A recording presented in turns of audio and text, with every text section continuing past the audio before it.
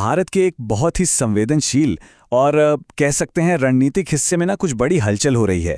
एक ऐसी जगह जिसे चिकन नेक भी कहा जाता है और जहां भारत अपनी सैन्य ताकत को कई गुना बढ़ा रहा है।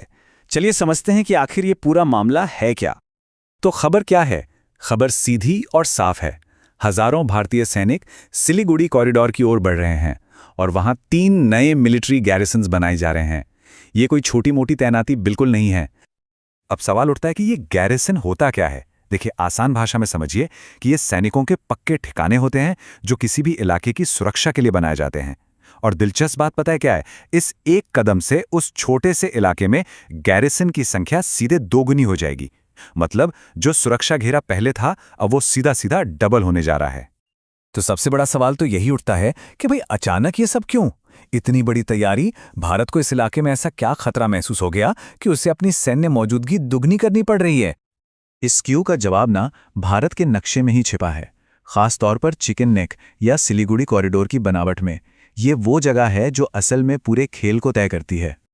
जरा अंदाजा लगाइए, जमीन का एक ऐसा टुकड़ा जो किसी किसी जगह पर तो सिर्फ 24 किलोमीटर चौड़ा है, बस इतना सा। और यही वो पतली सी नस है जो भारत की मुख्य भूमि को उसके 8 पूर्वोत्तर राज्यों से जोड़ती है। और इसीलिए ये चिकन नेक इतना इतना ज्यादा जरूरी है। ये कोई मामूली रास्ता नहीं है, बल्कि पूरे नॉर्थ ईस्ट के लिए एक लाइफलाइन है। यहीं से सेना की मूवमेंट होती है, यहीं से सारी सप्लाईज जाती हैं। और इसकी लोकेशन देखिए, एक तरफ नेपाल और भूटान है, दूसरी तरफ बांग्लादेश और ठीक ऊपर चीन। मतलब इससे ज्यादा संवेदनशील जगह हो ही नहीं सकती। तो फिर ट्रिगर क्या है? मतलब इस पूरी तैयारी की वजह क्या बनी? सोर्स की माने तो इसकी वजह है सीमा के ठीक उस पार बांग्लादेश में एक एयरबेस पर हो रही कुछ गतिविधियां।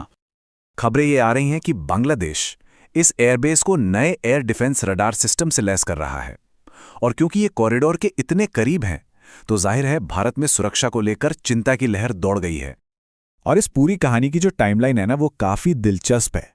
देखिए, मई में खबर आती है कि बांग्लादेशी अधिकारियों ने नए एयर डिफेंस सिस्टम के लिए एक चीनी टीम से मुलाकात की है। फिर कुछ ही हफ्तों बाद बांग्लादेश की सेना बयान देती है कि इस एयरबेस का कोई मिलिट्री इस्तेमाल नहीं होगा। और फिर अक्टूबर में जब भारतीय अधिकारी वहां दौरे पर जाते हैं, तो वहां चल रहा निर्माण कार्य कथित तौर पर रोक दिया जाता है। ये सब एक साथ कुछ तो इशारा करता है। और बस यहीं पर मामला थोड़ा उलझ जाता है, क्योंकि एक तरफ तो हैं कूटनीतिक बातें और वादे, और दूसरी तरफ है जमीन पर हो रही कार्रवाइयां, और दोनों में जमीन आसमान का फर्क दिख रहा है। देखिए, एक तरफ बांग्लादेश का आधिकारिक बयान है कि इस एयरबेस का इस्तेमाल भारत के खिलाफ नहीं होगा, लेकिन दूसरी तरफ रिपोर्ट्स क्या बता रही हैं कि भाई अपग्रेड तो चल रहे हैं, नए रडार भी लग रहे हैं और चीनी टीमों के साथ बैठकें भी हो रही हैं। तो भरोसा किस पर किया जाए, शब्दों पर या एक्शन पर? अब इस पर भारत का जवाब भी देखिए, बहुत नपातुला है लेकिन साफ है। विदेश राज्य मंत्री कीर्तिवर्धन सिंह के शब्दों में कहें तो सरकार इन सभी खबरों पर ध्यान दे रही है और राष्ट्रीय सुरक्षा से जुड़े हर घटनाक्रम पर अपनी नजर बनाए हुए है। मतलब संदेश बहुत क्लियर है, we are watching very closely. लेकिन अब भारत सिर्फ देख नहीं रहा है, अब वो सिर्फ मॉनिटरिंग के मूड में नहीं है। इस अनिश्चितता के जवाब में भारत ने अब जमीन पर ठोस और निर्णायक कदम उठाने शुरू कर दिए हैं। और ये जवाब किसी एक मोर्चे पर नहीं है, ये एक मल्टी प्रॉन्ग्ड, मतलब एक चौतरफा जवाब है। पहला, कॉरिडोर को नए गैरिसन से मजबूत किया जा रहा है। दूसरा, नॉर्थ ईस्ट में बड़े पैमाने पर मिलिट्री ड्रिल हो रही हैं।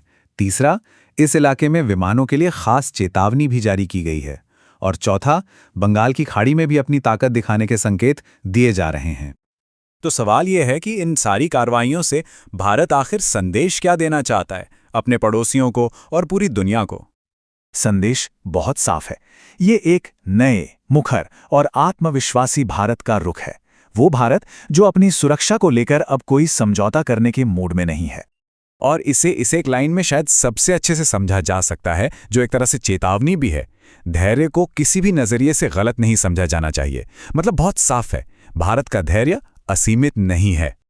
तो जाहिर है, ये सब देखकर एक सवाल मन में आता है कि भारत का ये जो नया असर्टिव रुख है, इसका दक्षिण एशिया में शक्ति संतुलन और स्थिरता के भविष्य के लिए क्या मतलब होगा। इस पर विचार करना